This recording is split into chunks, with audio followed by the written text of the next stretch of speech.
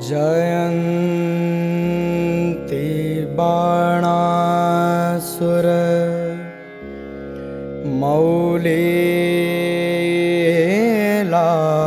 मौलिलालिता दशास्य चूडामणि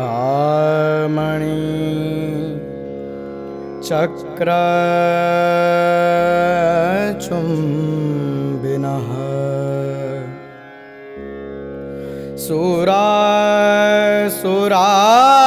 सुराधीश शिखान्त शायिनो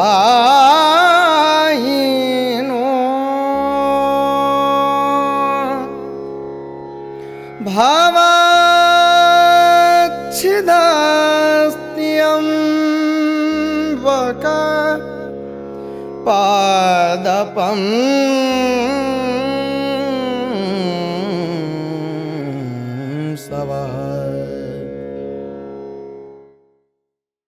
महामाया तुम्हें पुकार रही है।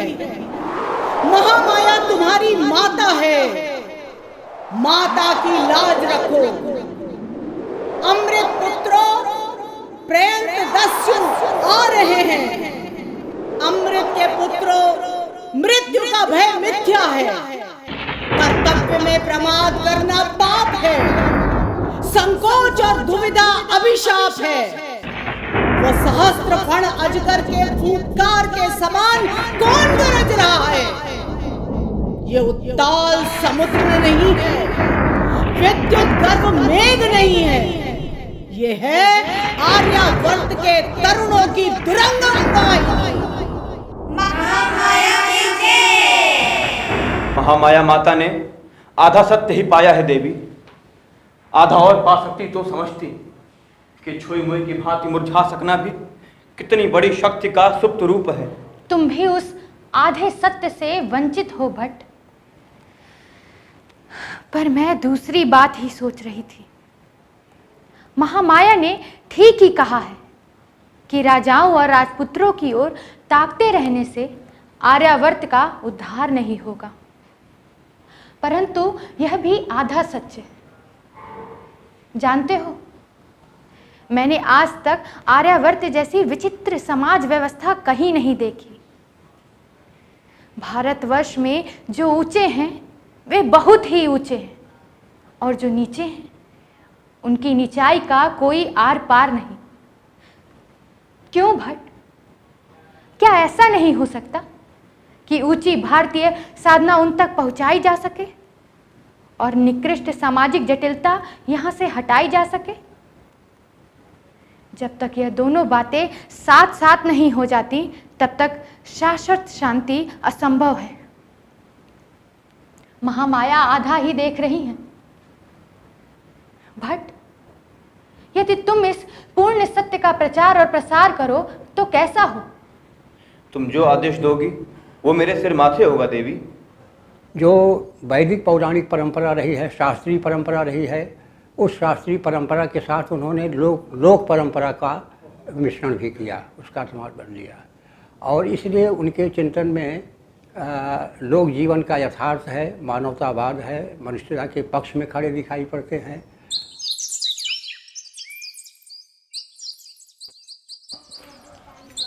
सुप्रसिद्ध साहित्यकार आचार्य हजारी प्रसाद द्विवेदी का जन्म उत्तर प्रदेश के बलिया के आढ़त दूबे का छपरा ओझवलिया की इसी पावन भूमि में 19 अगस्त 1907 में हुआ था।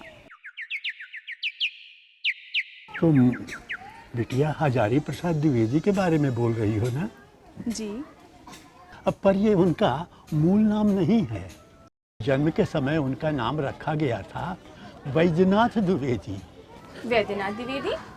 लेकिन हम तो उन्हें हजारी प्रसाद द्विवेदी के नाम से ही जानते हैं। इसकी भी एक बड़ी रोचक कथा है, सुनोगी? अवश्य। मेरी भाषा में कि उनके शब्दों में? जैसा आप ठीक समझे। तो ठीक है, चलो मैं तुम्हें सुनाता हूँ।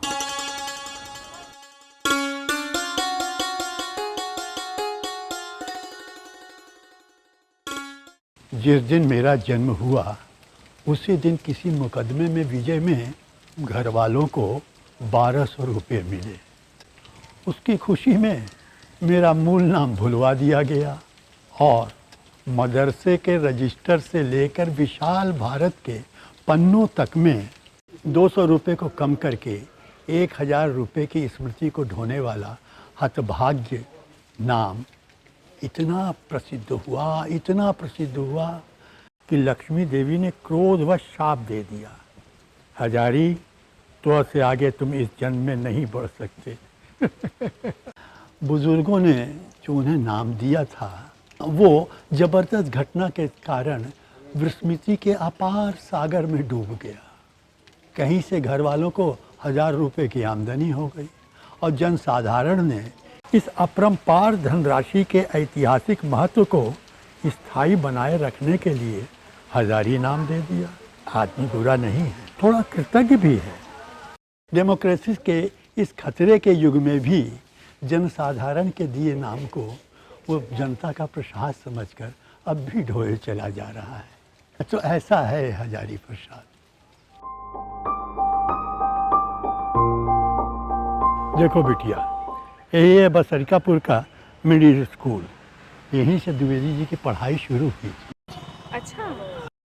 और हाँ, यहीं से उन्होंने मिडिल क्लास का इम्तहान फर्स्ट डिवीज़न में पास किया था। वाह। आओ अब आगे चलें।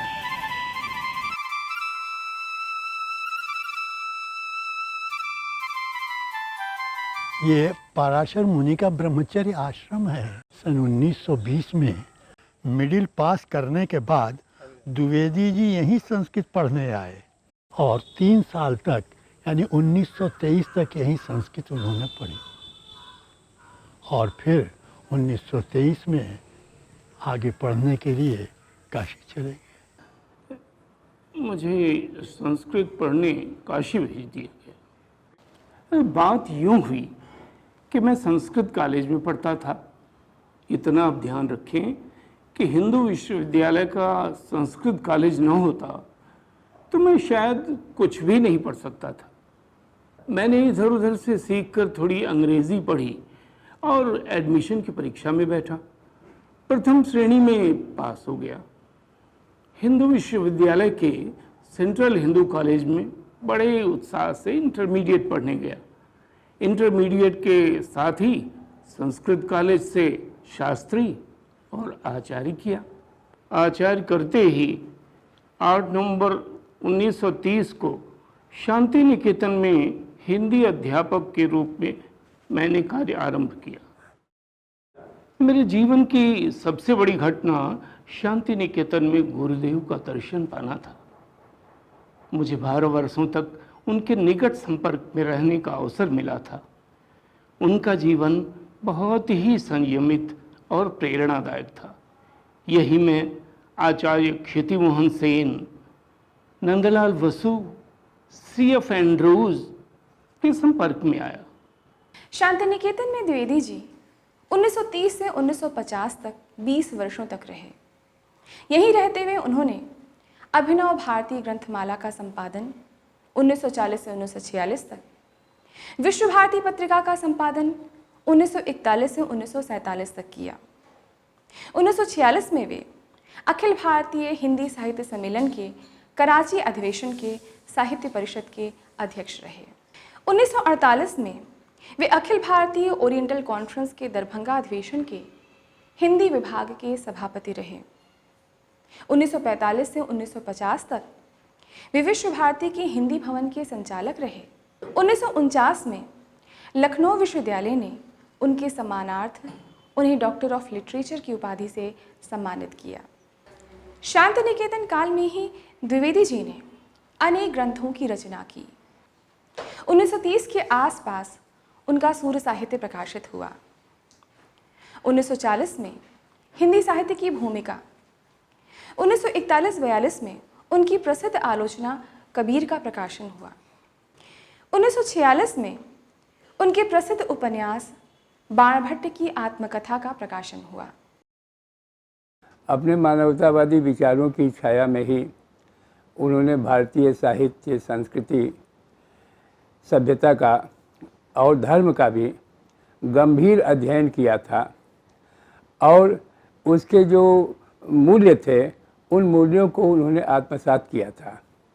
इन्हीं विचारों और मूल्यों के परिप्रेक्ष्य में हिंदी साहित्य के क्षेत्र में, समीक्षा के क्षेत्र में वे अवतीर्ण हुए थे और जो उनके पहले की पूरी परंपरा थी उस परंपरा को आत्मसात करते हुए भविष्य के लिए कैसी विचार दृष्टि होनी चाहिए, भविष्य के लिए किस प्रकार का सृजन होना चाहिए, इसको ध्यान में रखते हुए उन्होंने साहित्य के क्षेत्र में एक विपुल रचना भंडार प्रस्तुत किया। 1950 में उन्हें पुनः काशी हिंदू विश्वविद्यालय के हिंदी विभाग के आचार्य एवं अध्यक्ष का आमंत्रण प्राप्त हुआ। 2 वर्ष पूर्व भी आमंत्रण मिला था पर मैं ना गया। पर इस बार बड़ा धर्म संकट था। शांति निकेतन का कहना था कि आपके जाने से संस्था का नुकसान होगा, पर घर वाले काशी बुला रहे थे। अब अंतर्यामी जो कहे सो ठीक, पर अंतर्यामी चुप, न राम न गंगा। मैंने बहुत विनय की कि बाबा कुछ तो बताओ, काशी जाना है। काशी जो मेरा स्वप्न है, जिसके एक एक कण में आकर्षण है, एक एक दर्शन में उन्माद है, गंगा की मनोहर ऊर्मियों में दहत वायु है।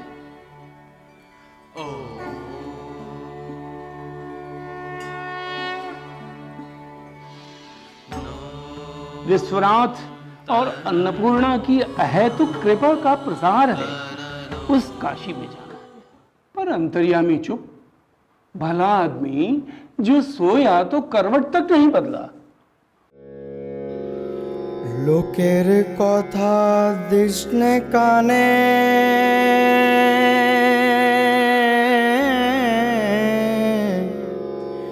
ঘিরিসনে আর হাজারে টানে যেন রে তোর হৃদয়ে জানে হৃদয়ে তোর আপনি রাজা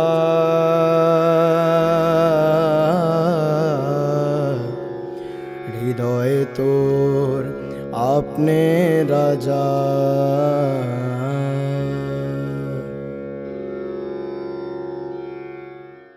अब अंतर्यामी भी जागे।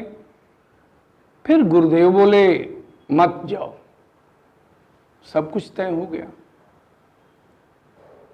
जो बात स्वार्थ की दृष्टि से इतनी उलझी हुई लग रही थी, वो कर्तव्य की दृष्टि से एकदम साफ हो गई। इसमें सोचना क्या है भला? मेरे लिए दोनों संस्थाएं ही आराध्य हैं, दोनों का लक्ष्य एक है। फिर मेरे अंदर कर्तव्य का द्वंद्व क्यों उपस्थित हो? अब चलो काशी। हजारी प्रसाद द्विवेदी का मानना था कि मनुष्य ही साहित्य का लक्ष्य है और लक्ष्य की पूर्ति के लिए ही हम देखते हैं कि उन्होंने जो भी ग्रंथों की रचना की, चाहे वह अनामदास का पोथा हो या कबीर दास हो या बाण भट्ट की आत्मकथा हो, सब जगह उनका यह लक्ष्य जो है वो पूरा होता हुआ दिखाई देता है। 1950 में द्विवेदी जी काशी आ गए और इसी वर्ष उनकी पुस्तक साहित्य का साथी का प्रकाशन हुआ और लखनऊ विश्वविद्यालय में साहित्य का मर्म इस विषय पर उनके 3 व्याख्यान हुए। 1952 में बिहार राष्ट्रभाषा परिषद पटना में उन्होंने हिंदी साहित्य के आदिकाल पर 5 व्याख्यान दिए, जिनका संग्रह बाद में हिंदी साहित्य के आदिकाल के नाम से किया गया। इसी काशी काल में ही हिंदी साहित्य, कल्पलता, विचार प्रवाह आदि कृतियाँ प्रकाशित हुईं। 1952 में उन्होंने काशी नागरी प्रचारिणी सभा के हस्तलेखों की खोज की। 1954 में साहित्य अकादमी से प्रकाशित नेशनल बिब्लियोग्राफी का निरीक्षण किया। 1950 से 53 तक विश्व भारती विश्वविद्यालय की एग्जीक्यूटिव काउंसिल के सदस्य रहे। 1952-53 में वे काशी नागरी प्रचारिणी सभा के अध्यक्ष रहे। व्यक्ति मानव की समस्याओं को हल करना ही आज पर्याप्त नहीं है। समाज मानव की समस्या ही हमारे विचारकों को अधिक व्याकुल और चिंतित किए हुए है। इसीलिए यदि हम आज की इस दुनिया की प्राथमिक आवश्यकताओं की पूर्ति नहीं करते हैं तो बड़ी बड़ी साधनाएं निरर्थक हैं, एकदम निरर्थक। ये बात बहुत गौर करने की है कि नामवर सिंह, शिव प्रसाद सिंह, केदारनाथ सिंह, काशीनाथ सिंह और मैनेजर पांडे जैसे यशस्वी शिष्य हजारी प्रसाद द्विवेदी की वजह से हिंदी साहित्य संसार को उपलब्ध हुए और इन शिष्यों ने किस कदर अपनी आधुनिकता और प्रगतिशीलता में अपने गुरु को इंडोर्स किया है, उन्हें एसर्ट किया है, उन पर इसरार किया है, ये भी बहुत ध्यान देने की बात है। 1955 में द्विवेदी जी अखिल भारतीय हिंदी परिषद के अध्यक्ष हुए और इसी वर्ष राजभाषा आयोग के राष्ट्रपति द्वारा मनोनीत सदस्य हुए। 1957 में द्विवेदी जी को राष्ट्रपति द्वारा पद्म भूषण उपाधि से सम्मानित किया गया। 1960 में द्विवेदी जी ने काशी छोड़ दी। 1960 से 1967 तक वे पंजाब विश्वविद्यालय चंडीगढ़ में हिंदी विभाग के आचार्य एवं अध्यक्ष रहे और इसी काल में उनकी प्रसिद्ध कृतियाँ कुटज, कालिदास की लालित्य योजना और चारुचंद्र लेख जैसी कृतियाँ प्रकाशित हुईं।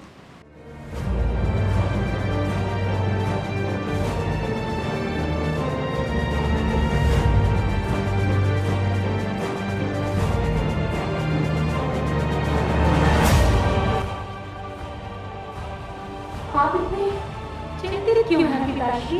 मैं किंचित मात्र भी चिंतित नहीं हूँ बेटी। शस्त्र बल से हारना नहीं है, आत्मबल से ही हारना वास्तविक पराजय है। बेटी, सारा का सारा देश विदेशियों से आक्रांत हो जाए, मुझे रंच मात्र भी चिंता नहीं होगी यदि प्रजा में आत्मविश्वास बना रहे, अपने गौरवमय इतिहास की प्रेरणा जागृत रहे। देवदारू शीर्षक निबंध में उन्होंने कहा, इस देश में लोग पीढ़ियों से सिर्फ जाति देखते आ रहे हैं, व्यक्तित्व को न देखने की आदत है न परख। संत लोग चिल्लाते चिल्लाते थक गए। मोल करो तलवार को, पड़े रहने दो म्यान। अगर तलवार बंधी रह गई, म्यान के मोल भाव से बाजार गर्म है। व्यक्तित्व को यहाँ पूछता ही कौन है?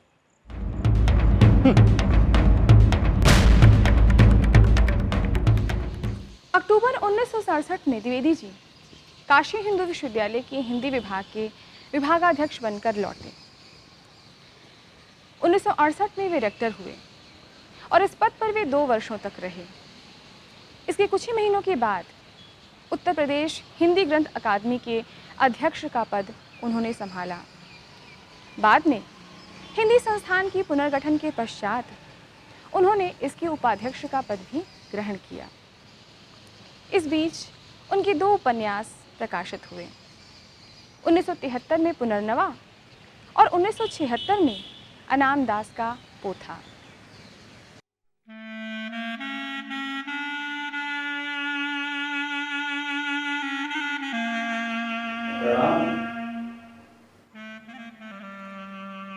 हे राजन, अधिदैवत अर्थात ब्रह्मांड की दृष्टि से वायु ही संवर्ग है। अब अध्यात्म अर्थात पिंड की दृष्टि से सुनो। पिंड अर्थात शरीर की दृष्टि से प्राण ही संवर्ग है। राजन, ब्रह्मांड के 4 देवता अग्नि, सूर्य, चंद्र, जल तथा वायु मिलकर के 5 होते हैं। इसी प्रकार पिंड की इंद्रियां वाणी, चक्षु, श्रोत, मन तथा प्राण मिलकर भी 5 होते हैं। ये सब 10 हैं और ये 10 मानो कृत है। इन्हीं में संपूर्ण विश्व का प्रपंच खेल रहा है। जो इसे जानता है वो दृष्टारूप में विचरण करता है, संसार में भोक्ता होकर जीता है। 1979 के आरंभ में द्विवेदी जी गंभीर रूप से अस्वस्थ हुए और उन्हें चिकित्सा के लिए दिल्ली के अखिल भारतीय आयुर्विज्ञान संस्थान ले जाया गया, जहां 18 मई 1979 को उनके भीतर का देवता महाकाल में विलीन हो गया। मैं क्या कहूँ, कभी कभी आँख में आंसू आ जाते हैं। बड़े बुजुर्ग जब रहते नहीं हैं तब तकलीफ़ होती है कि क्या हाल होता है, लेकिन मैं बहुत तकलीफ़ में हूँ। जब उनका दिन आता है तो मैं कष्ट में पड़ जाती हूँ।